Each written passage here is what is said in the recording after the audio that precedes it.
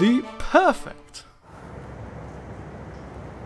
We love so many foods, so it was like really hard to come up with our perfect thing. But then we just thought about like, what do we talk about all the time? And eat all the time. Yeah, and eat all the time, exactly. So if you haven't had a lot of ricotta before, it's a really simple cheese. I mean, really the simplest form of cheese. Yeah, this category of cheeses, cottage cheese, farmer's cheese, ricotta cheese, they don't get a lot of attention. Yeah, and the other thing is they're often seen as cooking rather than tasting cheeses. Yeah. If people start to look at this type of cheese in a different way, then that provides the sort of inspiration for making the best version of that cheese. As you'll see when you taste Salvatore.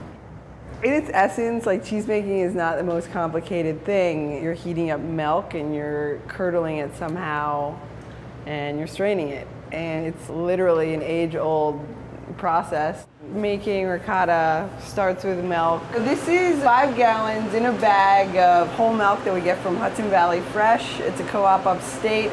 We have a cheese vat that we use, which regulates the temperature. If you go too hot, it creates something that is like really dry, crumbly ricotta. If you go too low, it's not going to curdle. It was the first ricotta I've ever tasted that tasted like cheese as opposed to cream. Yes, it does have a little bit of that tangy, pungent cheese flavor. I also love the texture. It's very creamy and it's easy to whip, but it's also very dense and tight. We add salt while it's still in milk form. And we add fresh lemon juice, squeezed at most a day before we use it. And I think that imparts a great little undertone. You just need something acidic. You can start to see the curds forming. And at this point, I let it rest for 10 minutes and let everything kind of come together, and the curds will rise to the top. That's what you want to see, a nice, dense curd raft, as they say. This is just a fine cheesecloth, nothing too fancy. So I'm just tying this to keep things neat and tidy. You can dollop it on pasta, fold it into a pasta sauce. I mean, it almost works like mascarpone in some ways. Because it's not just there to like support the other ingredients. It needs to have its own, individual flavor itself. Basically, I'm gonna go from here to there and keep doing that. We let it strain for 12 hours, and that's a little longer than some ricottas.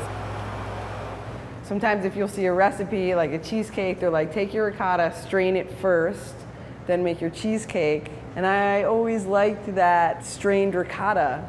All right, so we're gonna get this cold in the walk-in as soon as we can.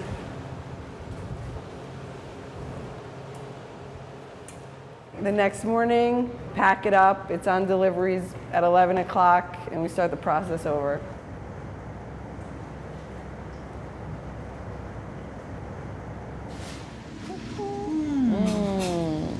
So smooth. And it has that cheesy, but really, really subtle aftertaste. So it spreads really beautifully. It's like cream cheese, but without that kind of gumminess stickiness. Yeah, it's true.